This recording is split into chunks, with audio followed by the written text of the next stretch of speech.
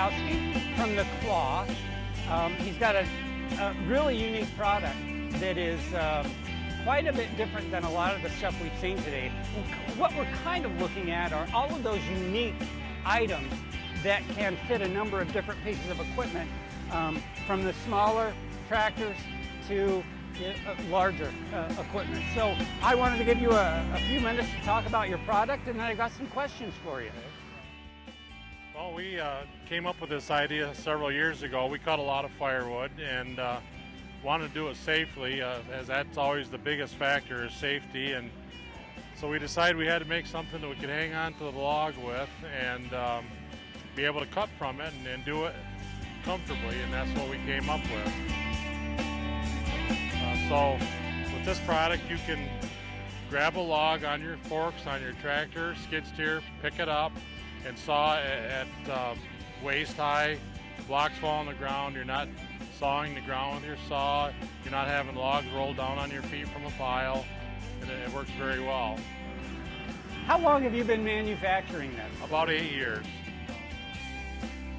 So tell us a little bit about how you came up with this design and how you decided to manufacture it, and how that process of design and safety and user ergonomics kind of came into play. Well, it was kind of I'm not sure what to call it. We knew we were trying to get away from having a log roll on your feet while you were cutting it, and just all of a sudden we just thought, well, let's make something that slides on our pallet forks. So that's easy to take on and off. It's safe, and then that's how it came to be. Our first unit that we made was never intended to be something we'd ever sell. It was for our own use, and when we made the first one, we knew that we had something. So that's where we're at, and now we ship them basically all over the U.S. and some into Canada. So have you had any issues with the design as far as flaws or other feedback from your customers that you kind of put into the place of? No, never really any issues with it. The shape of the claw itself, the arm here, is exactly the same as it was when we made the first one. We did add a grease fitting. The frame we've changed a little bit just to make it so that we could pick up more logs and make it easier to get on and off the tractor. So you have a couple of different versions. And before you go into that, I can see that there are basic design specs in this unit, as is this unit. The only addition would be this device. What is this? Well, every frame that we make has that arm on there, because we never know if the customer's going to have a skid steer loader or a tractor. For a skid steer loader, we put this wand on here, and what it does, it keeps the hoses spring-loaded. It keeps the hoses up out of the pinch point on the skid steer. On most tractors, you don't need that option. So all the frames are identical. It's just that we add this along with the flat face couplers that the skid steer uses. So really, that's a way to maintain the production without making a special unit to hold that. You put that part on every device because it's only a few dollars. Yes, I've spent my career working with ag manufacturers, and I mean, the old keep it simple really comes into play here for us as a manufacturer and for you as a customer. So you have one connected up and working. What kind of feedback are you getting from your customers here, or from people that are interested in your product right here? The ones that have never seen it say, wow, what an idea.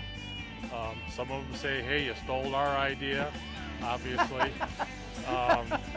We have a very, very happy customer base. We get lots of responses back on people that have them, and the different things that they do with them that really is not designed for. But that is amazing. But we don't ever say you can't do that. You know, we don't advertise yep. what they do with it. There are a lot of different exhibits here. one of them was very interesting. There's a grapple and a crane on a small wood processor. And I looked at it and I said, wow, you could pull fence posts with that. and the guy said, well, yeah, we could if you want to carry that around with you or drive it around on the back of your tractor through the field, but it's on wheels, so why not? But it just goes to show you you can do a lot of different things with equipment. What we found out was, I mean, our intentions were obviously for firewood because that's what we built it for, but we sell an awful lot of them to people that have bandsaw mills. And the beauty of that is for them is they can pick up one log with the end of the claw and set it on their carriage without having the log drop down and knocking their carriage out of line. Interesting. And unload a trailer, load a trailer where you have complete control of that stick every time you're moving it. Let's go look at the unit that's hooked up, okay? Sure, we can. That's a demo model. It's not very pretty, but we can. Yeah. Tell us a little bit about the weight of the unit and what type of equipment you think it would be most suited for. Well, this obviously it's on a John Deere skid steer.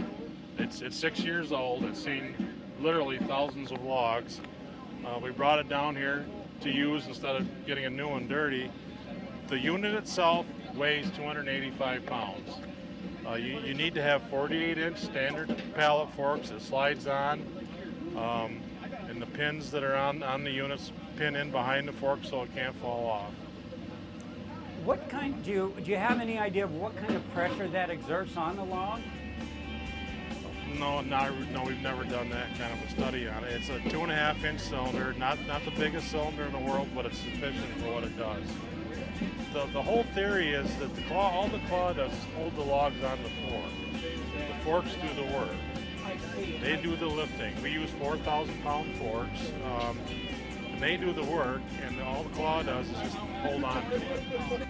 Okay, if you were to look at, Ken, the breakdown of your customers, what percentage, if you might know, use this in a skid steer format versus those that use it in a tractor or a light compact? Yeah, I'd say we sell about 70% of them to skid steer operators. Yeah. How do you associate that? Is it because of the pricing structure that you have? No, it's because when you're sitting in a skid steer, you have full vision of what you're doing. In a tractor, you have to look over the hood of the tractor to see your forks. And unfortunately, and we have a newer tractor, with the emission controls now on the tractor engines, they make the hood higher, exactly. So you lose sight of the forks. You have to have a feel for it, and it's more of a guessing game with a tractor. So skid steers are more popular, obviously. Okay. For that. So as far as breaking into that homeowner, then, because not a lot of homeowners have skid steers that provide their own wood processing for their own use.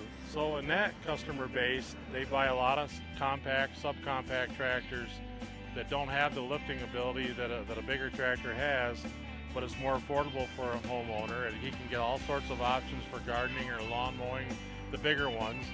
And so they do buy them, and they are easier to see the forks. So Ken, with respect to pricing on this product, how did you create the kind of pricing structure that you felt would be most beneficial to both selling and to the customer? We have a limited dealer base, so we have to always keep those guys in mind when we're pricing, because obviously we have to give them a different price. They have a quantity that they have to keep with us in order to have a dealership. So that's part of the involvement, and up until 2 years ago, it was really easy to price because we were so stable in steel pricing and availability of product.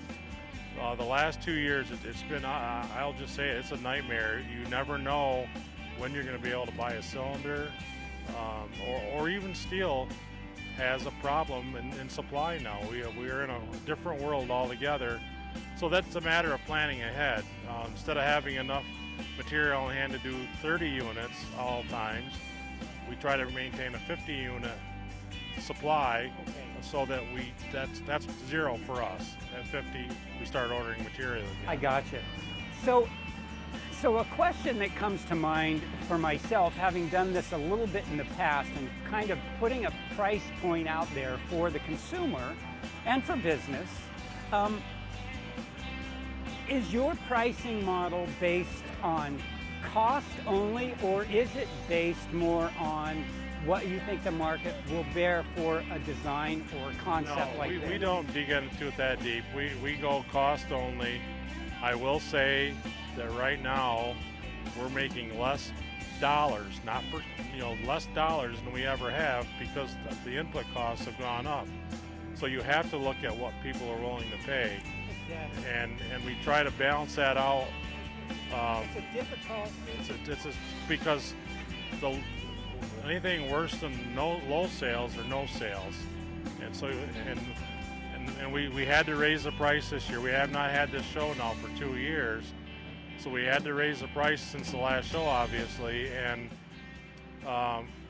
but we actually have sold percentage-wise more at this show than we have at any of these shows. Now that could play into any number of things. Fuel oil, for one thing. I mean, we live in the North Country here. Logging is a big deal. It's relatively easy to get firewood logs and fuel oil, and our consumer base up here doesn't have the advantages of high dollar income factories and stuff like you'd have in the cities. And so as long as we can keep burning firewood and stuff, I think we're going to do okay. Good.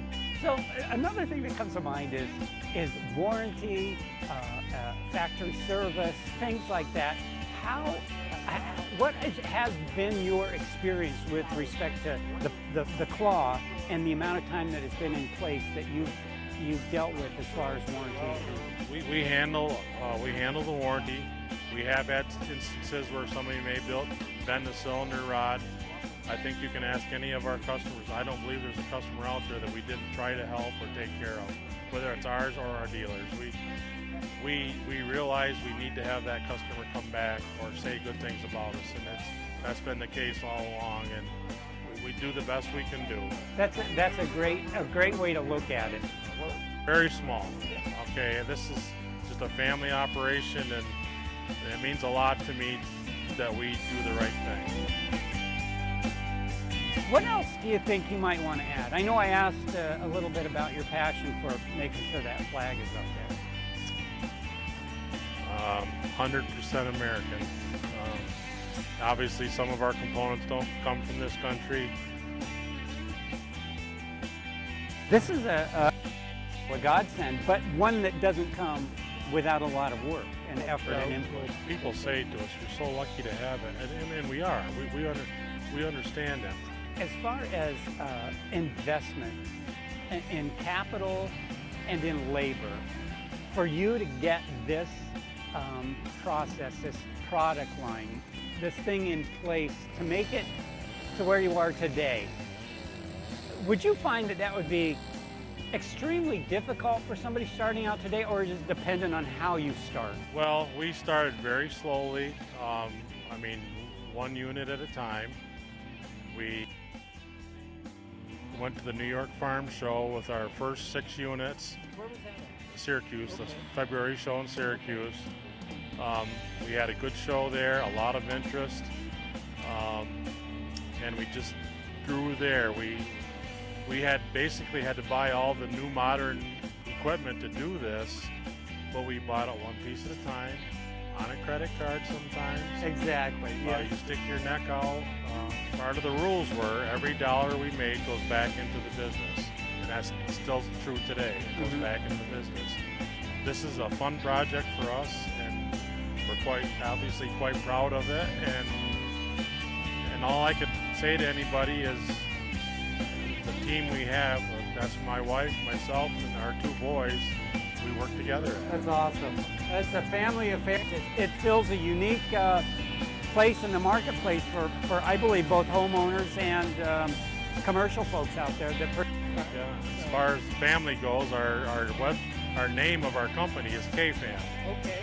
Yeah, So that's where it came from. It's a K family business. So. Well, thank you for spending time today with us. It looks like the storm clouds are rolling in, Carol. Yeah. And I think we're going to get hit pretty quick. So thanks again for taking